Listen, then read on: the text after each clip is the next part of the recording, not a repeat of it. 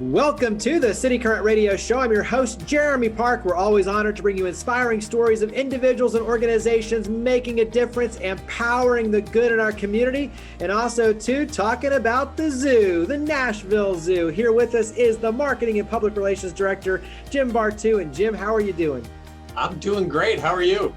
Doing very well. So you have a lot of good going on, and we'll talk about that. But let's start with a little bit of history and context. Tell us where the Nashville Zoo is located, and then give us a little bit of a history lesson. Sure. We are about 6 miles south of downtown Nashville on Nolensville Pike. We got here in 97. Before that, we were up in Cheatham County, which is about 45 minutes away from the downtown area. And we were on about 100 acres there. But in 96, the mayor at the time, Bredesen, asked us to relocate to the Grassmere facility, which is where we're at now. And we moved there in 96, opened in 97, and we've kind of built a zoo from the ground up ever since then. It's really one of the newest zoos in the country when you think about it in terms of development. And share what that means in terms of being able to kind of build it the way you want to build it from scratch, be able to expand. So talk about kind of the science and the strategy that goes into these exhibits and the experience that you're looking to create. Right. Yeah. So a lot of zoos, when they first got started, back after World War II or 100 years ago or whatever it was, there was a different philosophy for building exhibits. And we've learned a lot more about animals. We've learned about behavior. We've learned about how they live in their different environments. And because of that, we're able to build exhibits that are much more naturalistic and ideal for the environments that they're normally found in. It also gives the guests a much more immersive view of what they're looking at, not just an exhibit like you'd go to a museum and look at a painting, but more of an immersive experience, feeling like you're in another area of the world. And that's kind of what we strive for, is to create these exhibits that are just outstandingly beautiful, and people want to come back over and over again and experience them. So we've been able to do that for the past 20 something years, is build on property that for the most part was largely undeveloped, and we still have quite a ways to go. We're 198 acres. We're developed on about half of that. So we've got a lot more that we're ready to build. When you look at the animals, obviously there's a very large spectrum of the different species and animals, but paint the picture, give us some of your favorites when you talk about kind of what makes the Nashville Zoo special, some of the different species and animals, and, even on the endangered side. So talk about some of the different animals. Yeah, no, that's a really good question, because when people go to zoos, they typically want to see the animals that you would typically see in a zoo: bears, lions, tigers, bears, that kind of stuff. And that's great. We do have a lot of that stuff. We also specialize in animals that are largely underrepresented in terms of conservation work out in the wild, both in their native habitat and in captivity. There's breeding programs that go on as part of conservation. So a lot of the new exhibits that we create, we really look for animals that are underrepresented in conservation, animals that we can do research on, that we can do breeding programs on, that we can help with inside their native habitats. So that's kind of what we look at when we're building a lot of these newer exhibits. Talk about some of the recent births. It's always exciting to have new births. And so talk about some of the births. Right. We just had 3 caracal cubs born. Our caracals these are medium-sized cats that you'd find on the African plains. And they're the kind of cats that have these black tufts on top of their heads. And they jump real high in the air and catch birds out of the sky as prey. They're really cool cats. We have a couple of breeding pair that are not on exhibit, but a pair did have 3 kittens born not too long ago, and you can see those up in our nursery right now. They're being raised to be ambassador animals, which means that they'll be trained to be out walking with the public, so people will be able to get a nice close-up view of them. We actually have a couple of adults now that were raised that way, and you can see them in our animal shows and on the pathways during some animal encounters.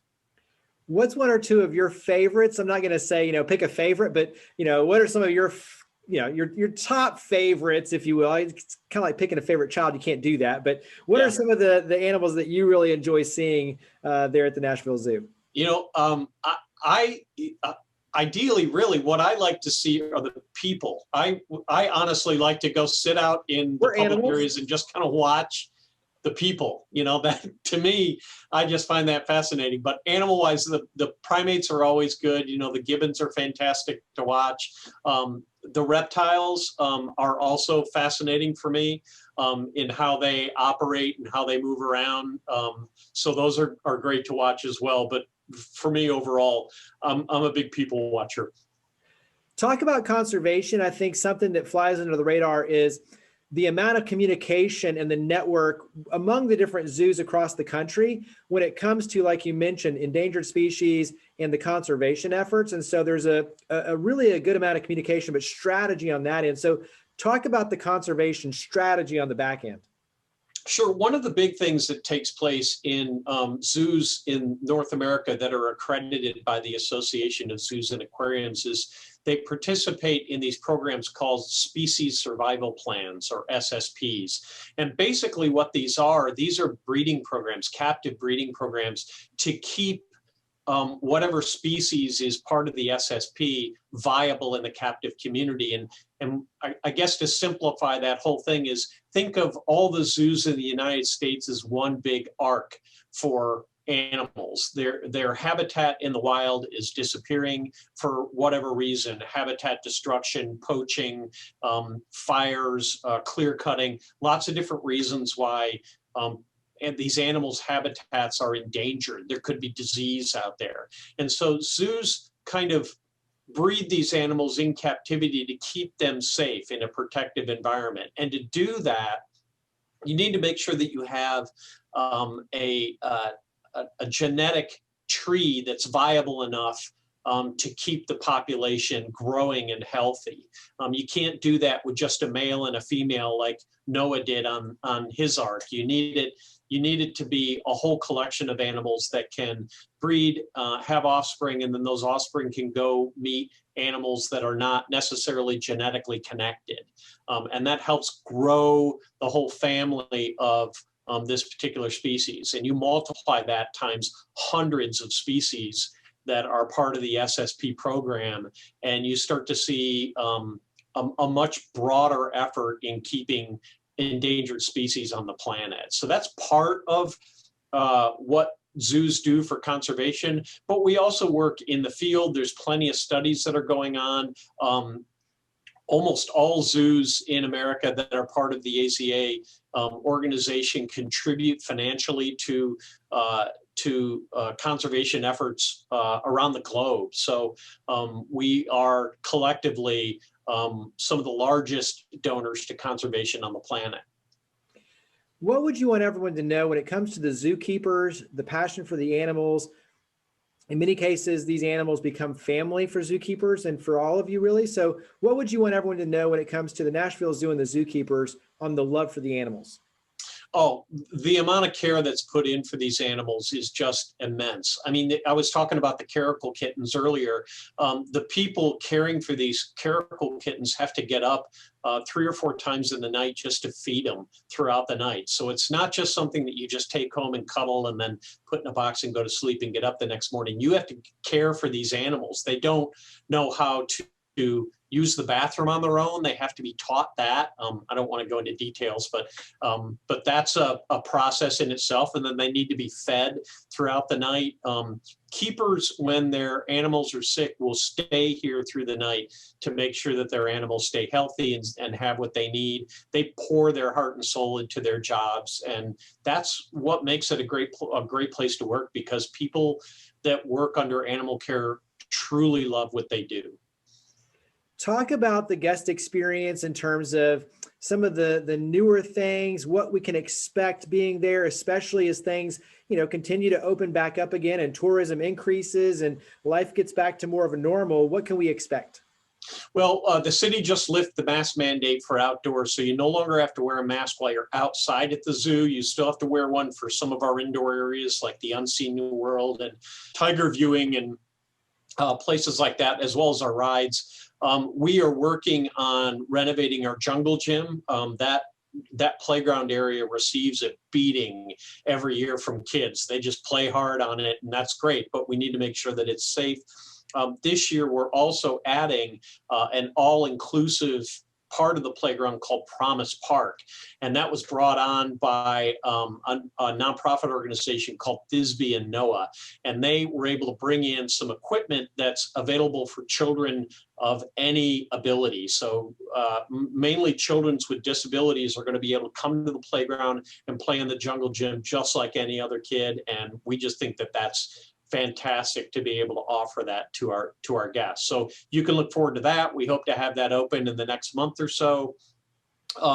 Down the road, we're planning a Komodo dragon exhibit to be open probably next spring is what we're looking at for that. All you kids that are interested in dinosaurs, we're bringing back our Dino Trek feature next year as well. So you can look forward to that. And of course, there's always those surprise pop-up babies that happen to come around every now and then.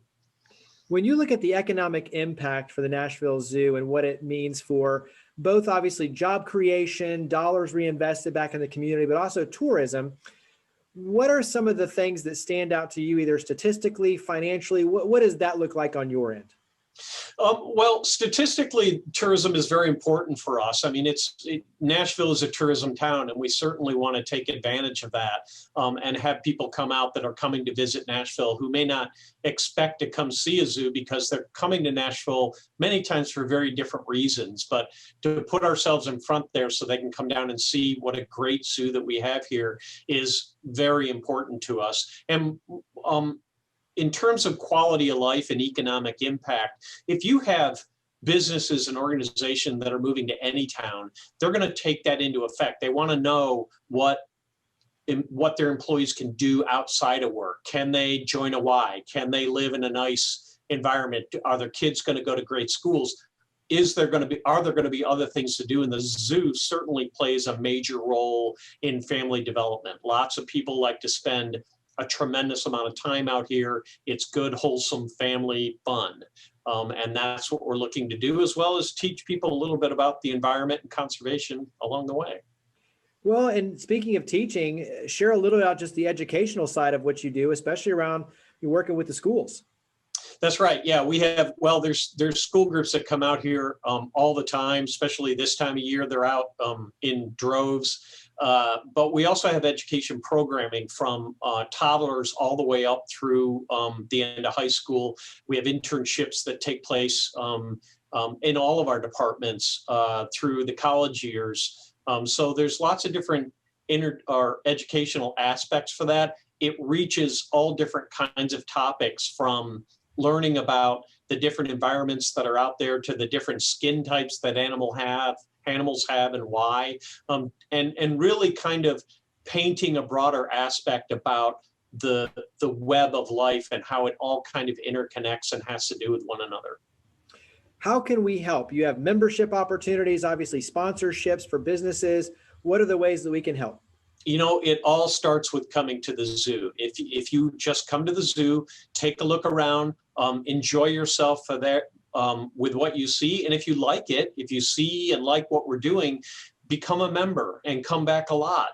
If you like to get more involved, we have volunteer programs that would help us a lot.